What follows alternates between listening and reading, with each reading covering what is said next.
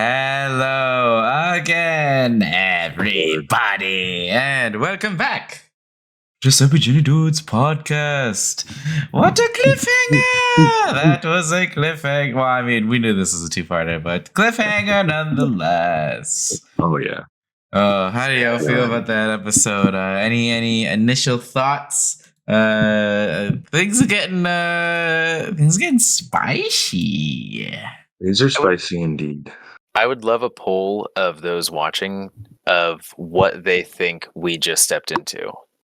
I'm very fascinated by what the imagination, because mine was going crazy when we went through that. Yeah, I'm curious. I know you guys know what happens next, but what were your initial thoughts, where this portal goes? Because if we say anything, that eliminates them for everybody else, doesn't it? I mean, I guess so, but we could just not react and in the moment, I feel like it was definitely something where it was anticipation, but I also felt responsible. I feel like a lot of my wonder was like, okay, I kind of did some shitty things to Jimothy, but the way you edited this episode kind of made it feel like Jimothy was kind of going down a path anyways. yeah, he definitely was sassy this episode. As I was watching it, I was like, oh, it kind of feels like it was coming. Well, the way I pictured it was because he started as this guy who was abandoned on this planet, who's died a million times, who's been there for God knows how long, who lost the will to live and then regained it upon meeting you guys and realizing that there's so much cool stuff in the world. Yeah. And then you guys leave him for a couple episodes by himself to his own devices. He can't go on these adventures anymore. So I was like, man, he had that WAP, that Arcana powder that one time, and he must be craving it. So I was like, okay, he hooks up with supposed Bowen, and they go deal drugs together or get drugs together. Who knows what they do together? Supposed Bowen's got some connects. Yeah. But I love his little character growth a little bit. And then him wanting to come along. Yeah, we weren't even supposed. You didn't even plan to have him with us. That's so funny. Yeah. Come a long way as someone who was, not supposed to exist as a character, that much at least. But yeah, I don't know. What were other initial thoughts that you guys had upon jumping into this portal? I think it's very hard to have this conversation because we have. I know what happens next. I think one person who, because the recording goes on a little bit after, I think Sappy or someone thinks that you guys go back to Thanatos. Someone thinks that we go to the rift itself. Was a cool thought. That was my thought. I thought we would end up in some kind of a space or some kind of interdimensional place where people are going to worship the rift or something.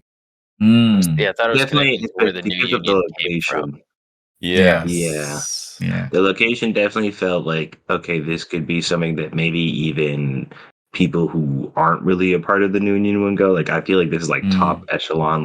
This is a portal for the real believers. I'm like, okay, yeah, it could really mean this is our sacrifice portal.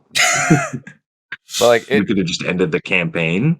But also, it's this portal was in the public eye, and it was a huge portal, so it wasn't really something to use in secret. So it could have been somewhere that anyone could go to worship or whatever.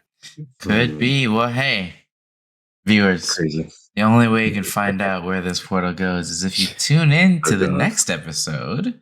One thing I did want to address that we said we'd get back to last Talkback, and we never did because we forgotten it ran long. We never discussed our personal answers to the sauce versus sex question. And I would like to know all of your thoughts on if you had to choose one of the two to have for the rest of your life and forego the other forever and never have a single drop of it. Which would you choose? A single drop of sex. Yeah. My favorite sense is taste, so I have to go with the sauce. So sex? Oh, Yeah. Wow. yeah. Sauce instead of Well, sex. same. Like, yeah. I mean, as much as I love both, like, me and Mike are such foodies, and like, I can't imagine a world where, I don't have like sauce with my food, like, like flavorless food, not even flavorless, like dry food, like, like fucking ketchupless fries, like ketchupless burgers, like shawarma without any of the sauce. Like, I can't listen. I've experienced life for years without sex. I know what that's like. I don't know a day without sauce. I don't think. Yeah. See, So- I'm more like a cat. I'm the other way. I've sacrificed my sauce over my sex, definitely. So I've gotta bring it home for the sex havers. Just for this one time. You got to bring it home for this. It's Yeah. crazy that is the thing. I was actually given the ultimatum one time of sauce over sex, and I chose sauce, and it was the wrong decision. I regret it ever since. Yeah. Well, yeah, the genie came upon Magnus. I heard this tale, and he's never had the sauce genie. he never had sex I again. can tell you, I regret everything. It was two options. It would make more Cursed sense if it was like afterwards. flavor, but I feel like I could have so many things with more seasoning rather than sauce that it would be Sure. fine. Sure. I Yeah, mean, well, that's what I was gonna say. Yeah, So- things are good. You're gonna have dry no rub for the rest of soy your sauce. life. Well, the hard thing with this is no that if you- curry over your when you- rice. But like even like when you cook meat or like chicken or something, like juices come out and it blends with the spice and it turns into So sauce. you it's like kick that out. Every while you're time you cooking. try to eat something juicy, someone would just take away the juices, and you're left There's a with, juice. like, there's a juice what? cop. just with a- Dry he's got a- food? He's got bounty in his hand, and he just sits there and he dabs your fucking pot while you're cooking. Collects I your don't, collects your sauce. What about soup? yeah, there's This obviously nuance to the sauce question. soup, It's a big yes. sauce meal. I wouldn't say so because I would say sauce is something accompanying food, like Jesus on top Christ, or dipped into. Oh, And you soup. You can dip bread into soup though. That's true. but Having that- like clam chowder but, too. It's so like then you I would dip- say you I can can't have have soup. your I'll bread take with soup. soup, but if you're just drinking soup, You cut by your dick itself- off or your tongue. Yeah. Oh. Well, funny thing about That would be my harder. Funny thing about my dick, it is my tongue. Well, then you wouldn't be able to talk Whoa. either. Yeah. Exactly. It'd be terrible. Well- Like that to me, I think would be more of something to think about. you No, can it would be. taste It would sauce, have to be though. someone would like burn off all your taste buds, but you can still Mm. talk. You just wouldn't taste anything. But that's Okay. different than Well, sauce. So And then No, I sauce. can still talk. I just can't taste. Hey, how's that sex, guys? Oh, it's completely different. Yeah. Well, interesting A to know D-Fran? the answers. I think he said he would choose to keep You sauce. probably went soup. I went out technical with it. What's the whole definition of sauce? You know, what's also the definition of sex? Well, that really depends, right? intercourse? Intercourse. Okay. Intercourse. All it takes is touching my knee and okay. We're good. Yeah, Smooth. exactly. Have you guys Just not rub it seen a Jizz little in My Pants? All right. It's about an open breed, about having a good Malteser. having It's sex more than with that. every moment. Yeah. It's not, it's Every pretty breed. good. I've learned about a lot of. When am I I've not learned about having how to sex have with it life myself, itself how to have it constantly? with. Yeah. What if Mike and Chris, what you experience with a sauce is close to sex, and therefore when you have the sauce next, because you chose sauce, it just doesn't hit as hard. Yeah. Yeah. Hey. Questions to ask God upon Death's Door, I suppose. I wish I'm I honest, never learned the answer to these questions. Yeah. Yeah. Well, Yeah. The apocalypse and the end of the world is simply not a Just- heaven and hell just thing. be It's safe it's also and- sex. next time you have sauce, just wear a condom, just to be safe. Yeah. Just in case. Randy, Yes, back I to got the another episode. question. Hold on, I got one more question. Whoa, Hold on. from the soup gallery. Hey, we're asking the real questions here. The Super When you Juniors have- Talkback. When you have sex and then you Yeah. jizz, is that sauce? To some, Yeah. Some- Is that sauce? So then It's like it's Someone a consume it as paradox. sauce. she chose It's a sauce, you paradox. chose sex. There's still balance in the universe. yeah. I'm glad I that mean, came in. you would just have to watch them consume it, and that's it. Yeah. As long as it's consumed. You're forbidden Oh, of boy. yeah. Yes. Anyways, back to the episode. Very cool that you guys, and I didn't even expect this. Very cool that you guys took the stuff that Willy Tuga told you and really did something with it. It's obviously very nice when I throw a little tidbit of something and you guys really roll with it and lean into it. So you guys making the Jimothy propaganda at the very beginning was a very cool idea. You guys filming videos with him and like trying to make like viral vids to post on the OmniNet of like what like New Union is doing.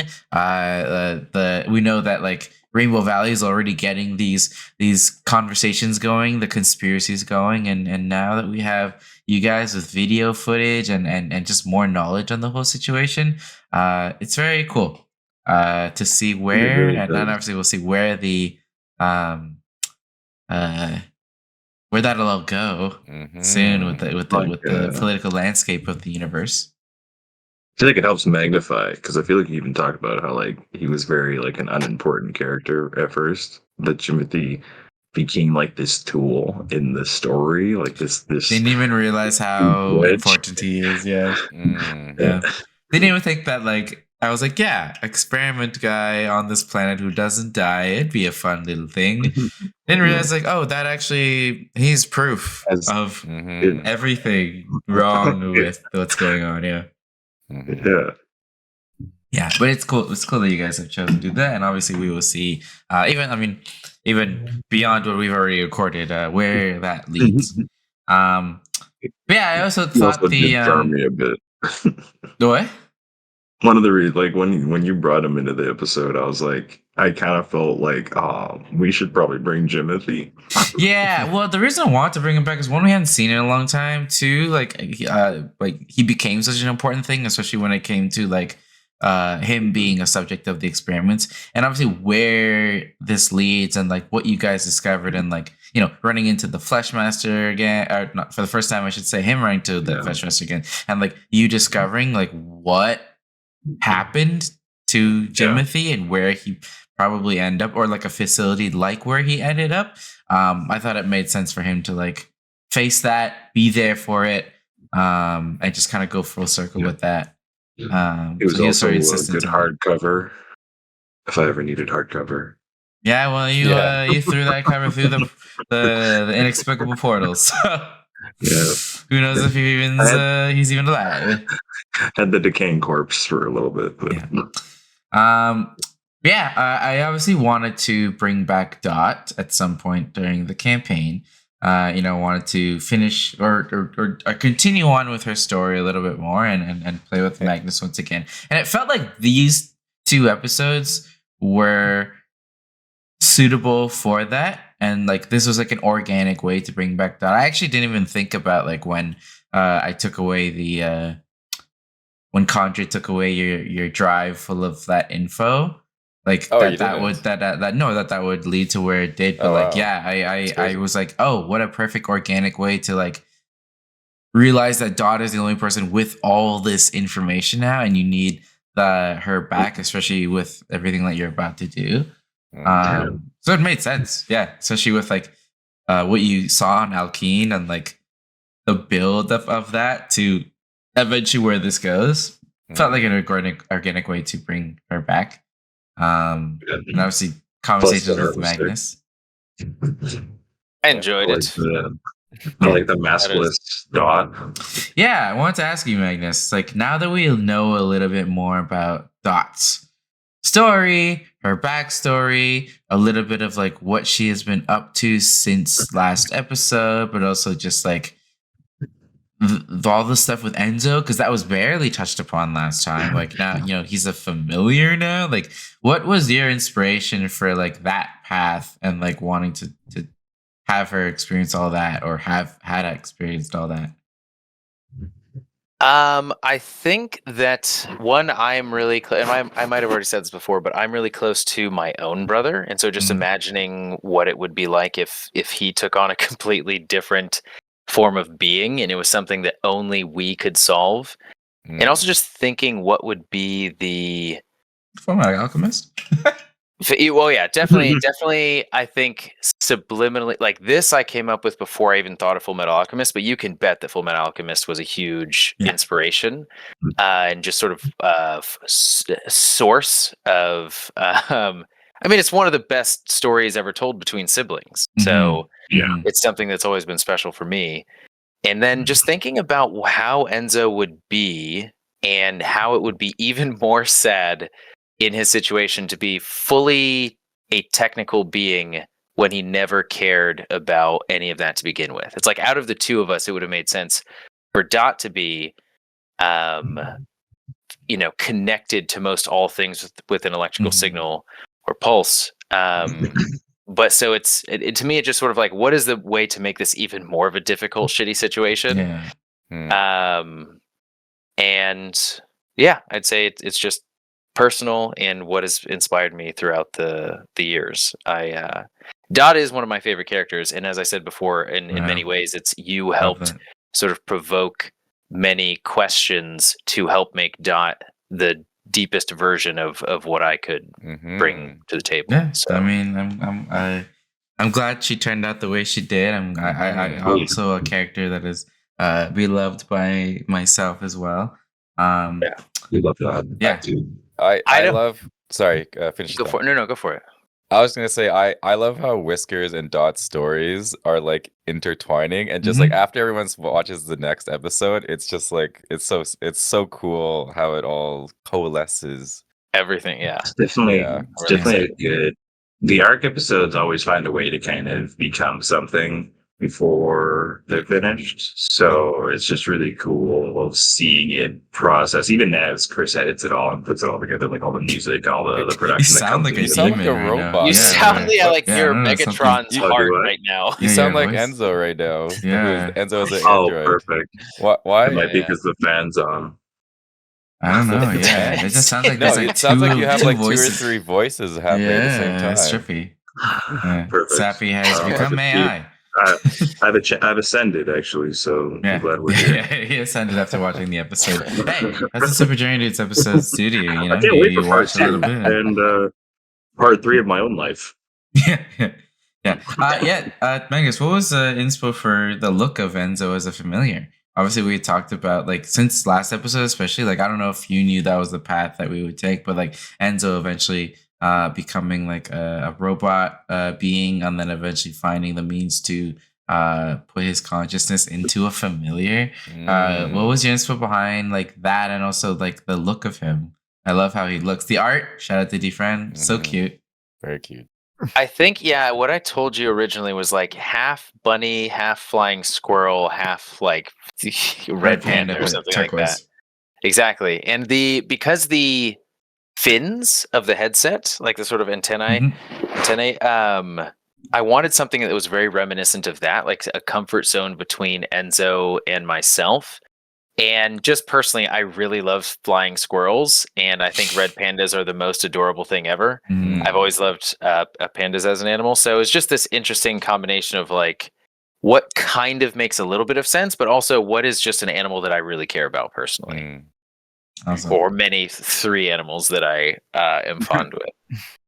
Great. And I remember, and then I think you're about to answer the next question, but like I remember immediately after we filmed, I think the last episode that you were on, I asked you like, what do you think is next for Dot, and you were like, could be cool if he was a familiar. Like, where did that come from?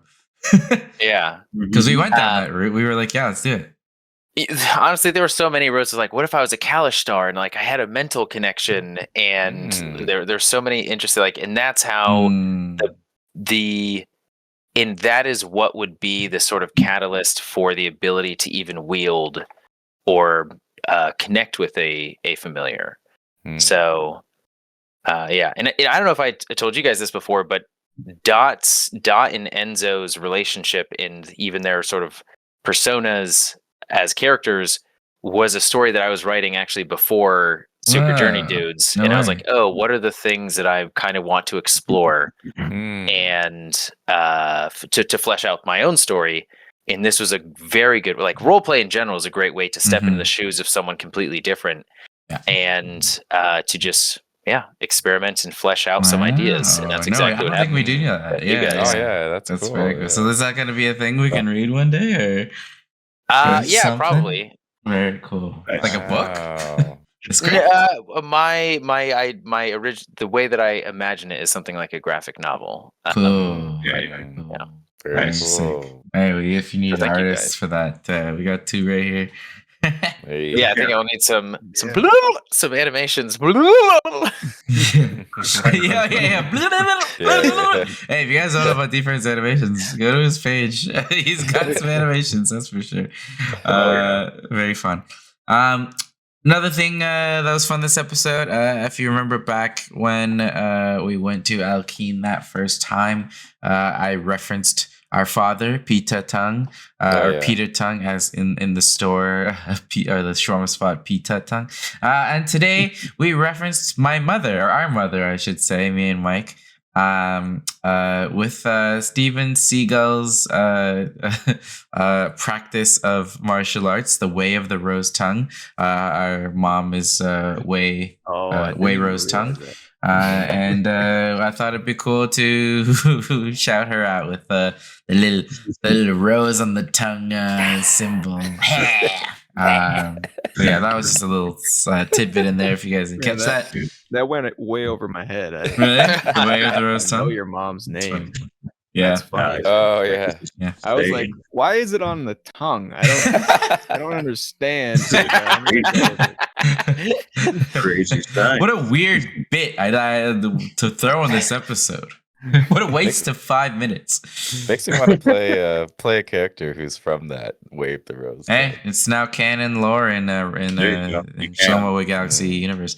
You can build I think it's like table stop or just collective sort of verbal storytelling. Any kind of storytelling really is a way to immortalize characters and people who mean a lot to you in your own life and sphere of influence. And I am fully supportive of bringing anything and everything in from the people that you've known and begun to love or just already had a love for into the game. Just like the best way to immortalize them is storytelling. So that was amazing. I was inspired by Daniel Kwan. Shout out to Daniel Kwan from Asians Represent. I was on an episode of his podcast and we were talking about, family and legacy, and like he wrote a bit of his family stuff into the Jiangxi books. That's a TTRPG system. You can go buy the book out there right now. And he was telling me about like his experience with that, and I was like, damn, I would love to incorporate my family and immortalize it in a thing that will be, on the internet forever in some way. And so that's what inspired me to do both of those. So shout out to Daniel Kwan, doing great stuff. I'm curious. Speaking of Steven Seagal, what was the thought process behind the decisions of like choosing the allies that you could bring? Obviously, Jimothy was coming automatically, but you could each take one person. D-Fran took Steven Seagal. Dot, you took Augie. Mikey, you took Jimothy.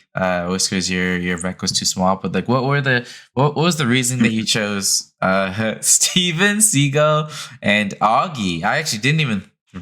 That wasn't even an option in my mind. I was like, this like Demolitions, all these people, and you guys chose these two, and they're very interesting additions. I just brought Steven because he's good with fighting. Yeah, and wanted to find out about the tongue. Yeah, it makes sense. Especially you guys would have been unarmed going into this thing after getting stripped of your weapons. Yeah, why'd you choose Augie, Dot? Because that caught me by surprise. Well, I mean, Augie is as far as I am aware, probably one of the very few gnomes around, and he lived, I believe, during the time of being on Rimbelden. So to me, it was just like this is, he's smart, he's good with, he's kind of like me, he's good at repairing things. and this is a way to just spend more time with the people that I've lost so much time with. Yeah. From. So I mean, we had talked about totally this makes sense. too, but yeah, even when you first met him, I mean, I don't know if it translated as much in the last episode, but like Augie definitely sees that too. Like, oh my gosh, another gnome. Like, even though like you are a child, like you've technically been alive for many years since you were like frozen and stuff. Nearly as long as him. And he almost there's a kinship that he feels with you, and almost like a protective father grandfather like relationship with you, almost immediately, just based on all of that, right? yeah, I think I even told you, like, go for it. Sorry. Yeah, we're just like two gnomes lost in this universe, who've lost their home, right? Yeah. I think I even told you that Dot would even play hard to get with him, but just because of her personality, but would, without telling anybody, be fond of Augie. Yeah. And so yeah, I love that. I love that little detail. I mean, even thinking about it now, Dot's kind of an interesting character because it provided variety for me for RP, but RPing with a character that was perceived as a child and acted more childlike was very fun, because like you kind of had I was finding ways to like almost like, even when they ran into the portal. Do I still sound like a demon? No, you're good. Oh, perfect. I'm perfect. Okay, but when Dot ran into the portal, I was like, okay, what would I do in this scenario if a kid was like excited to go on an adventure? I'm like, oh, I'd have to like back them up and make them feel confident that they're going on this adventure. So I'm like, cool, I'll go next. But like, even it was very fun. But I can't think of any other character that would be like that in our story, other than like Twinkle Toe from like season 1. Oh my god, who had like childlike perception, and like who were kind of treating them more younger, like, and all of like Dr. Eugene PG's children. Yeah. But those were like the only characters in many so fabricated children. Don's such a cool RP for sure. That's a great character. So shout out to Magnus for bringing her to life, and different for the art, because that art is still like so cool. Team effort. And the new art of maskless Dot was kind of a freaky, I loved that. She actually reveal. Like, she looked cool. Yeah. Like, was she more like grotesque and weird in your face? It was less disgusting. In your mind? I said, like her face, like, and all that. I said Defran an image from Hosan Gonzalez, where it's this woman who pulled this VR mask off, and clearly she was in it for maybe years, and like VR headset took like her skin off in many ways as well. Like, it was so fused to it, and so I was honestly expecting something a bit more fucked up looking, but I love how cool Dot looks. In this art, like, I prefer what Defran put, rather than like just a disgusting looking child with like skin. It's like a translucent. I mean, if you saw this in person, it absolutely would be, because she has purple skin, but like it's nearly white, and it's just like, and like the veins, like, it is kind of creepy, but it does look kind of cool in a sci-fi universe. If I was in this universe, Dot would be the person I would choose to be on my team, because I'd be like, this person like knows shit and has been through shit, whereas everyone else, we kind of just look kind of more or less normal. And that headset, you know. You got a lot of information in there. Exactly. A lot of knowledge in that headset. I just want to comment on this because I think it was hilarious. Just one of it's obviously going to be a clip for like a reel, but like, I love that you guys spent all this time like getting disguises together, getting like a plan together. As soon as you guys got down to the basement and ran into some guards, Defran, you were like, "Where? Like, where's my dad?" Literally. Oh my god, that was so funny. I don't even know. I feel like playing with Defran is constantly in moments like that. So good.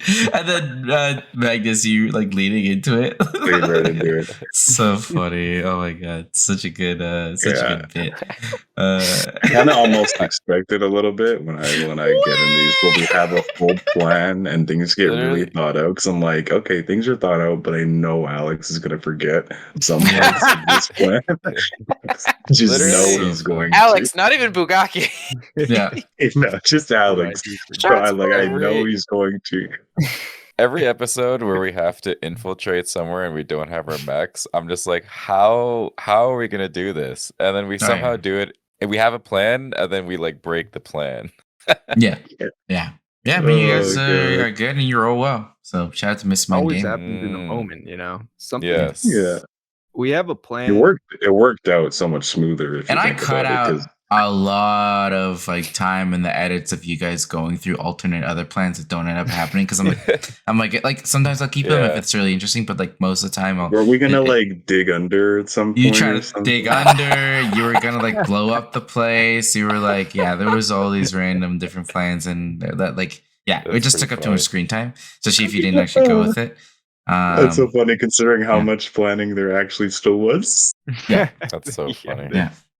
But what did you guys think of the reveals that happened once you guys infiltrated the prey station and like learned a little bit more about what was going on? Like, the whole familiar testing, everything happening beneath, in terms of like them like fabricating and creating these monstrous like things, and then like infusing that magic in there, like artificially. The Fleshmaster, meeting the Fleshmaster and realizing that is Dr. Stinton Robo Schroeder, who is like essentially the basically the secretary of like technology, the cleric of technology, I should say, of the new union, which makes sense.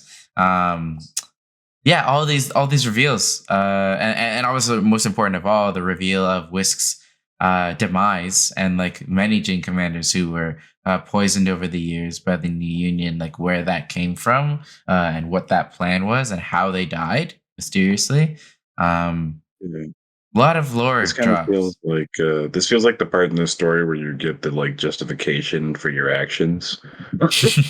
Like not fully, but like it kind of feels like the weight is being like pushed more morally with like where we're trying to direct a lot of the attention with the actions. So like our own actions feel more like, okay, we're actively fighting against like what's happening now, and we can stop what we see happening and like this injustice that's kind of unfolding in front of us. So it feels like we're actively doing what we've been kind of like, again, planning, discussing, doing with the rebellion, kind of like fumbling over. This is like the first act of like, we found like a gold mine of like terrible shit a lot that of they're shit doing. Well, I was even like just like, and I always had this in mind because this is like a anti-war, anti-colonization story. I always in my mind imagined like over time, like it's one of those things that like when you live your day to day, you don't think about this stuff necessarily, but like it's one of those things like once you dig into it, once you have been wronged in one way, and the more you dig into that, the more you discover about like the dark behind the scenes things happening in the world, and the more and more you feel like justified in fighting back.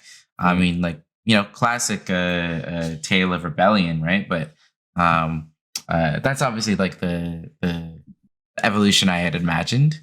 So I'm glad it translates story-wise to like how your characters feel too. The more that you guys learn, the more you're like, fuck the new union. Because many people go throughout their lives just accepting what the new union gives, right? Yeah.